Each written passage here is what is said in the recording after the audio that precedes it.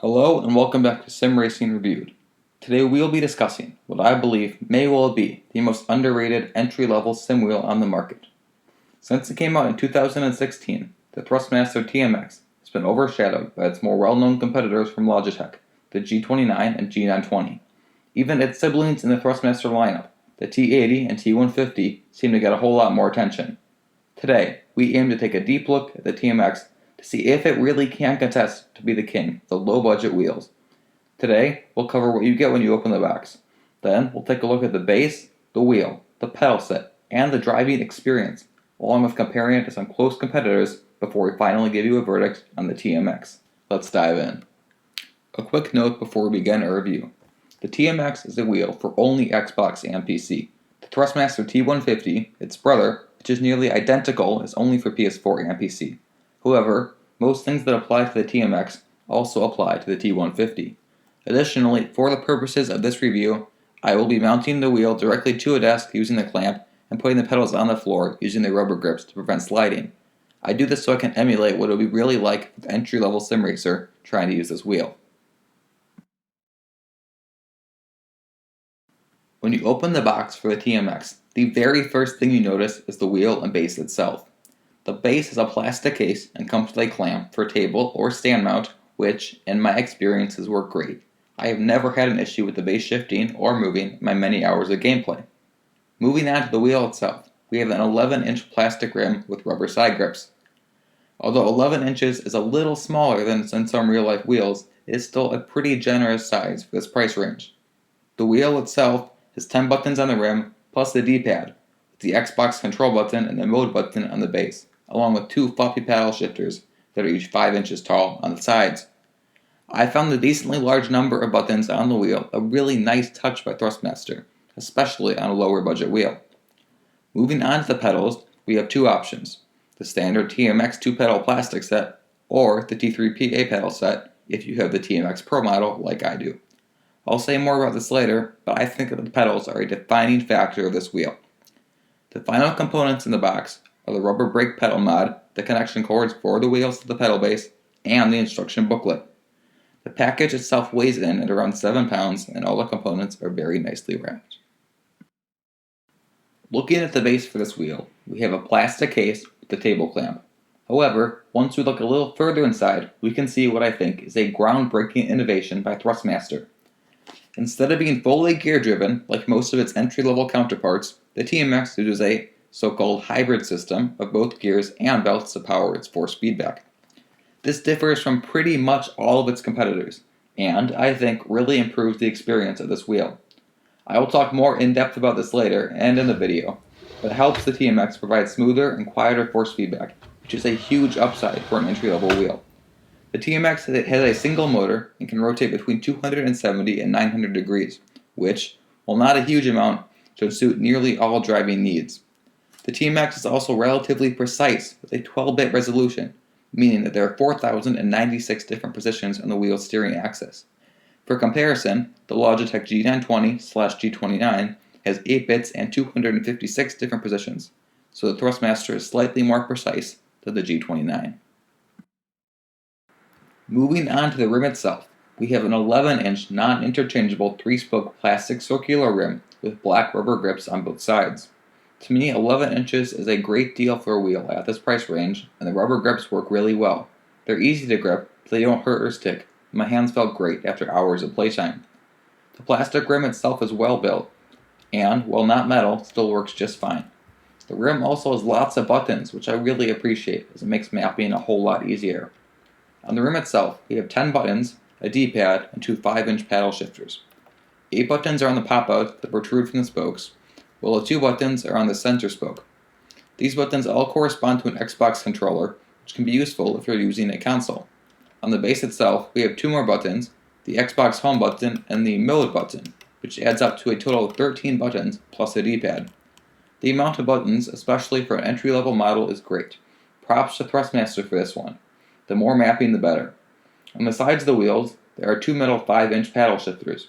They are both solid and well built, and they produce a satisfying thunk when used. My only concern with the rim is the fact that it is not interchangeable, But on a budget wheel like this, I didn't really expect this anyway, and it is certainly not a deal breaker. Next, we come to the pedal set. For me, this can really end up being a deal breaker. Up until now, we have a well-priced, high-quality wheel. But once you get to the pedals, you have two options. Either the standard plastic 2-pedal set, or the Thrustmaster TMX Pro set, which is a T3PA pedal set instead of the standard 2-pedal set. To start off the comparison between the two, I just want to say that I think pedals are an extremely underrated aspect of sim racing.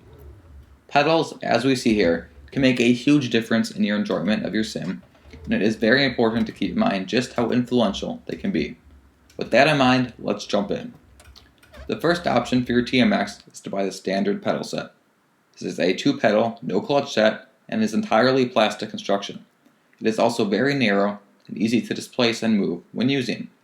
There isn't much feel either, and the overall experience will be very underwhelming, even for an entry-level gamer. On the other hand, the T3PA pedals, while not being professional grade, are a great set at a low price. They have 100% metal pads and internal components, and feature a variety of adjustable angles and heights for the various pedals. All 3 pedals feature individual pressure settings, with the throttle at 5.5 pounds or 2.5 kilograms, the clutch at 11 pounds or 5 kilograms, and the brake being programmable based on whether or not you use the conical brake mod. Brake pressures can range from 22 to 55 pounds or 15 to 25 kilograms. The T3PA set also has rubber pads on the bottom, which, if you are not using a seat or a rig, can be extremely useful. I have had no problems whatsoever with the pedals sliding or moving when I am using them. In the end, the pedals are a defining factor of this wheel. If you look up reviews of the Thrustmaster TMX online, most give great wheel and base reviews, but end up being let down by the 2-pedal set. To this point, I stress please do not buy the TMX with the 2-pedal set. If you upgrade to the T3PA set, it will make your sim experience much more worthwhile and help bring out the best this great wheel has to offer. And if you are concerned over price, don't worry. You can often get deals to bring the TMX Pro as low or lower than $200, which is a great deal if you ask me. Finally, we come to what is arguably the most important feature of any wheel, the force feedback and feel.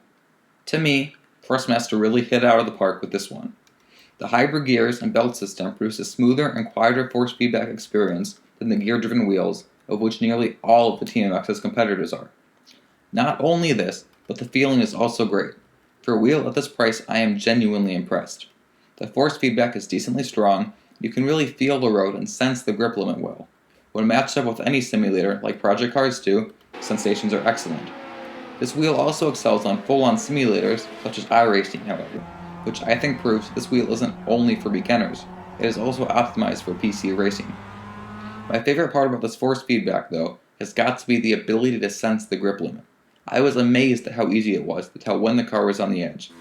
The force feedback definitely isn't perfect, it can feel a bit soft and loose at times, but for a wheel at this price it is pretty darn good.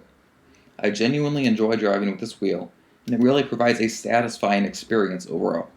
As for the pedals, providing you get the T3PA set, the feel is also good. The ability to modify the brake is really what makes these pedals shine, and the throttle linearity and feel is pretty good. I haven't used the TH8A shifter yet, but if I ever get one, I'll have to update you on how it feels. Overall, I would say that for a wheel at this price, the TMX Pro is great, and provides a feel that I would not expect at this price point. As far as my criticisms with this wheel set go, they are very, very limited. I have had no reliability issues whatsoever with this set, and everything is held up as it is supposed to. The T3PA pedals can feel a bit soft at times. This is usually fixed by adjusting the pedal linearity in your game. It is not always a pedal problem. This force feedback also can, at times, feel a little soft and unresponsive, but it really doesn't happen much. It can also often be fixed via the in-game settings.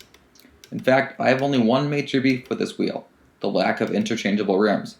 For the TMX, the only rim available is a standard 3-spoke that comes attached to the base, and despite my searching online, I haven't really found any mods that will work here either. This can be frustrating at times, but for a budget wheel like this, it really isn't much of a problem. Honestly, Thrustmaster has already packed so much into such a low-cost bundle, this complaint feels a little nitpicky, as most other budget wheels don't have interchangeable rims either. Past the wheel rim, the ecosystem for this wheel is actually decently large. The other available pedal set, apart from the T3PA and the 2-pedal set, is the T3PA Pro set, which is a high-end option. As far as shifters go, the TH8A H-pattern shifter is also available, along with the Sparco handbrake mod, which doubles as a sequential shifter. This is actually a pretty wide ecosystem for a model like this, and certainly makes modifying and adding parts a lot easier, which I really appreciate. As far as the competitors for this wheel go, there is really just one main one, the Logitech G920 or G29, depending on whether you use Xbox or PS4. There is, of course, the Thrustmaster T150, which is basically a TMX for PS4 and PC. The main difference with the T150 is that it has 1080 degrees of rotation, as opposed to the TMX's 900, but it is also often priced higher. If you want the extra rotation, or have a PS4 however, it is also definitely a great deal, and almost every single part of this review applies to it. Moving on to the G29, I don't aim to say whether or not the TMX is better, as I do not own a G29. However, if we look at the specs for each, we can see some interesting data. The G29 is of course totally gear driven, as opposed to the TMX's hybrid system, so the TMX will be a bit smoother and quieter. The TMX is also more precise, with 12 bits, as opposed to the G29's 8, but the G29 has a leather rim and shift lights, two nice features which beat the Thrustmaster's plastic and rubber rim. I would love to do a full-on comparison of these two someday, but for now all I can say is that they are two very solid wheels at very good price points. This brings us to our final point, price and my verdict. The TMX Pro, which, if you plan on buying pedals, is the only TMX I would recommend, costs around $200, but can be had for less if you find a good deal. Right now, the TMX is sold out nearly everywhere due to the current situation, but that is bound to change within the next few months. This is, in my opinion, a great deal. If you are looking for an entry-level wheel, the TMX is a very solid option. Most reviews are brought down by the 2-pedal set, but if you plan on buying a TMX, just buy the Pro model. The pedals are great and you'll never look back. It's definitely worth a few extra dollars. I have had countless hours of enjoyable sim experience with this wheel, and I am sure you will too. It really is a high-quality wheel at an unbelievable price, and I am more than happy to recommend it. Well played, Thrustmaster. Thanks for watching this episode of Sim Racing Reviewed. If you liked it or found it helpful, make sure to like and subscribe, and if you didn't, leave me a comment to tell me what I can do better next time. Thanks a lot, and I'll see you soon.